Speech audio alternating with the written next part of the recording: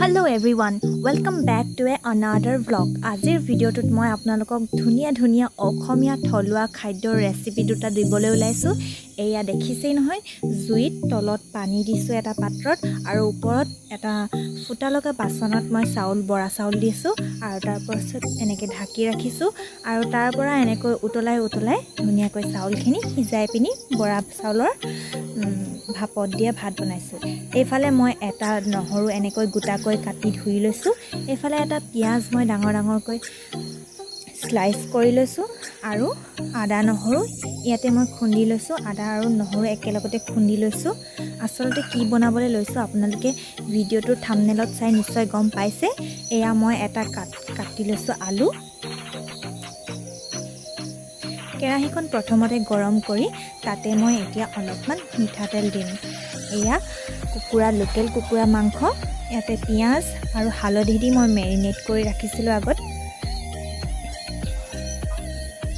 কেৰাহীখন গৰম হৈ গল আৰু ইয়াতে মই এতিয়া দিছো মিঠাতেল মাংসৰ পৰিমাণ চাই আপোনালোকে তেল দিব আজি আসলতে আলহী আহিব হেইবাবে স্পেশাল ৰেচিপি কেটামানো বনাও বুলি ভাবিলো লগতে আপোনালোকৰ মাজতো শেয়াৰ কৰিবলৈ লৈছো আৰু মই দুটা ৰঙা জলকীয়া লৈছো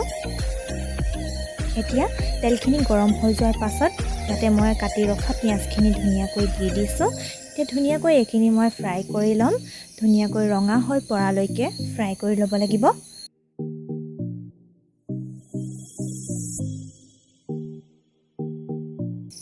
পিয়াজখিনি ধুনিয়াকৈ গোল্ডেন ব্ৰাউন হোৱালৈকে মই ফ্ৰাই কৰি লম আপোনালোকে লোকেল কুকুৰা মাংসৰ আঞ্জা খাই কেনে পায় নিশ্চয় জনাব কমেন্টত মই কিন্তু বহুত বেছি ভাল পাওঁ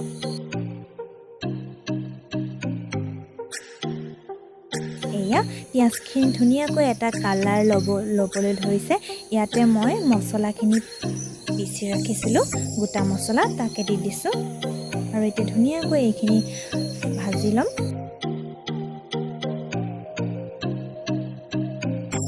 ইয়াত যিখিনি এক্সট্ৰা পানী আছে সেইখিনি শুকুৱাই লম শুকুৱাই অলপ মছলাখিনি ডাঠ আৰু ইয়াতে মই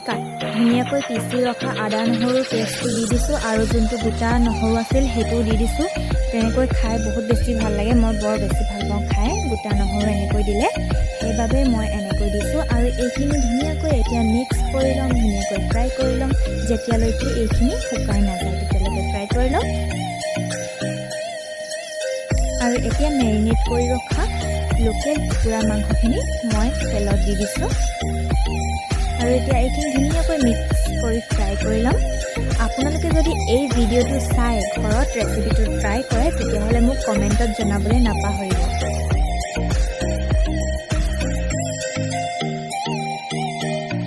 এতিয়া ধুনিয়াকৈ এইখিনি ফ্ৰাই কৰি লম মিক্স কৰি লম যদি ভিডিওটো চাই ভাল পায় তেতিয়াহ'লে লাইক শেয়াৰ এণ্ড সাবস্ক্ৰাইব আৰু কমেন্ট কৰিব ধুনিয়াকৈ মাংসখিনি সিজিবলৈ ধৰিছে এতিয়াতে মই অলপমান গুৰি কৰি ৰখা মছলা দিছো আৰু কাটি ৰখা আলু কেপিচ মই ইয়াতে দি দিছো এতিয়া ধুনিয়াকৈ এইখিনি মিক্স কৰি লম এয়া চাওক লাহে লাহে ইয়াৰ পৰা তেল ওলাবলৈ ধৰিছে ফ্লেভাৰৰ কাৰণে মই দুটা তেজপাতো ইয়াতে দিছো এতিয়া মই ইয়াত সোৱাদ অনুযায়ী নিমখ দিছো আপোনালোকে পৰিমাণ চাই নিমখ দিব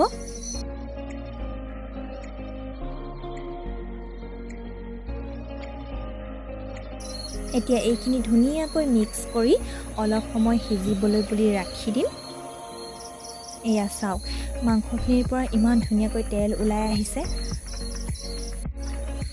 মোৰ ভিডিওবোৰ যদি আপোনালোকে চাই ভাল পায় তেতিয়াহ'লে কমেন্টত জনাব আপোনালোকৰ কমেন্টৰ পৰাই বহুত বেছি সাহস পাওঁ আসলতে ইয়াৰ পিছতো